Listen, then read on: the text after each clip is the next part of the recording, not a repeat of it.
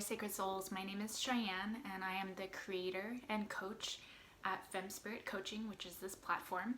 So I just want to say welcome. And so what's been on my mind lately is that I don't know about you, but since quarantine started, I've really been on social media quite a bit, especially Instagram. And what I found is that I was getting really overwhelmed with all of the motivational content out there and kind of like spiritual content. I follow lots of spiritual accounts, and it was helpful, but it was also like a lot and kind of overwhelming and kind of oversaturated. And I was seeing a lot of the same phrases repeating.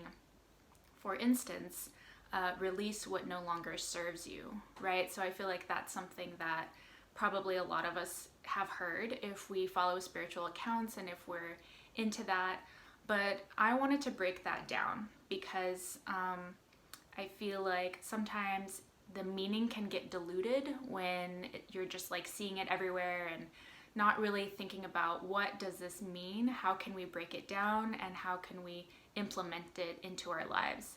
And I'm thinking about this right now because we just had the full moon, and the full moon is a great time to release what no longer serves us. And I'm going to talk about that a little bit more. So, what does this phrase mean and why is it important?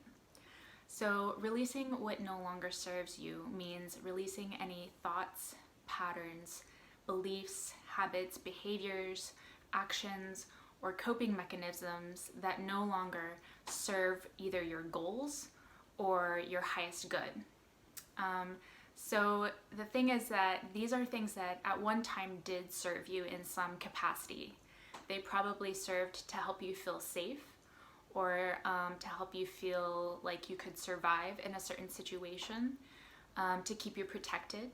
So these are things that may no longer be healthy for you or be serving your growth, but at one time they did. So it's good to acknowledge that with compassion so that you can have compassion for yourself for why you even use these things, these coping mechanisms, or have these thoughts or beliefs about yourself, and then recognize that they don't serve you anymore and your highest good, and therefore be able to let them go with compassion and understanding. So an example of this is, say for instance, when you were a child, that whoever your caretakers were maybe neglected you and didn't give you the full attention that you really needed. So you may have developed a coping mechanism of really being kind of brash and kind of like argumentative, or really finding small ways to create conflict so that people would pay attention to you, because negative attention is better than no attention, right? Because children need attention. So that may be a coping mechanism that you developed, but in your current relationships, it's probably not serving you anymore. If you're picking fights with people when you're feeling maybe neglected, or when you're getting triggered into that feeling of abandonment or neglect. So it's time to release that and let that go and find new ways of coping. So that's one example. Doing the inner work to become more self-aware is really key to this process of releasing what no longer serves you, because that's what enables you to kind of become more familiar with your own coping mechanisms, with traits of your personality, and with your own personal traumas, so that you can really understand how everything comes together and what parts of that may no longer be serving your highest good. And what you choose to release can really be on a big scale.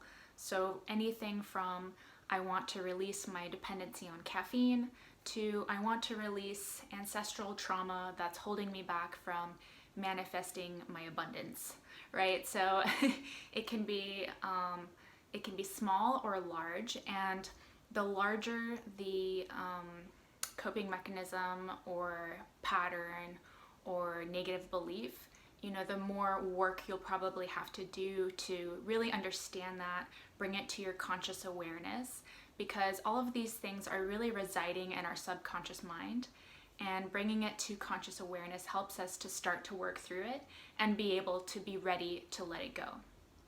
So once you know what you're ready to release, how do you actually go about doing that?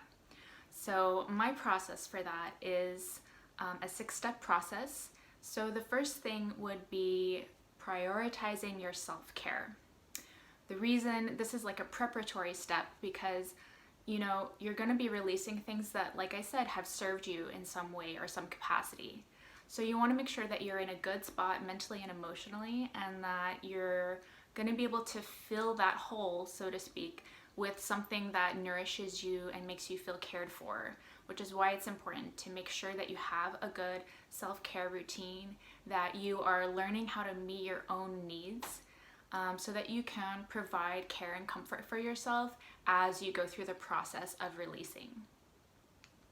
The second step is simply to set your intention and put it out there to the universe. So you can do this in several different ways. It can be really simple. You can just, say out loud, I want to release this, this, and this, and so it is. Or you can actually create some kind of ritual. I think that sometimes ritual helps us to really make the process sacred.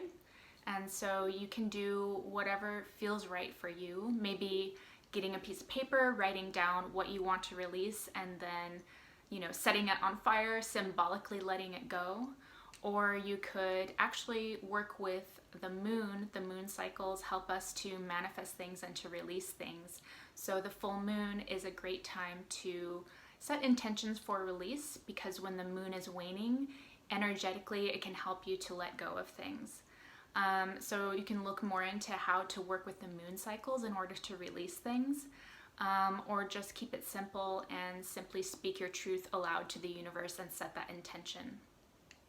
The third step to releasing what no longer serves you is to really surrender to the process. And this can be a little more difficult than it sounds, because as humans, we really want to have control over things. We want to find a way to have certainty. And so the process of release, it requires surrender. And that can feel difficult. But that's why it's important to stick with your spiritual self-care and to make sure that you're really feeling connected to your higher power, whatever makes you feel connected. So spending time in meditation, spending time in prayer, spending time connecting to your own intuition, however you like to do that, and making sure that you feel supported by the universe so that you can kind of relinquish that control and go ahead and release, trusting that the universe is going to help take care of that and it's going to be working for your highest good. Step number 4 is to allow yourself the space to be able to grieve. So when we are letting go of something, it's a loss. Even if we are like super ready to say goodbye, it's like, bye Felicia, but at the same time, it's still a loss. We're still gonna be feeling that loss, even if we're really ready to welcome in something new and better. So it's okay to allow yourself time to grieve for what did serve you at some point and what may have become part of your identity as well.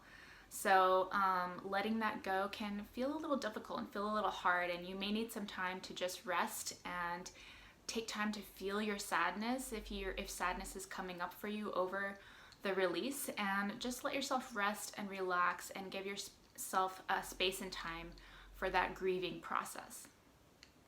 So the next step is to call in the new, because now you've created the space by letting go of what does not serve you. So now you can look forward to the new beautiful things that can come into your life and really set a clear intention of what it is that you want and put that out to the universe as well.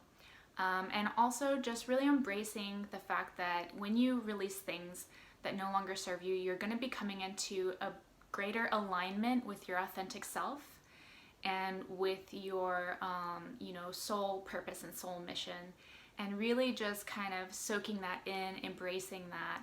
And then you can start to make conscious decisions from your aligned self, and that will show up in beautiful ways in helping to create shifts and transformation in your life, in your relationships, And so yeah, just kind of taking time to celebrate.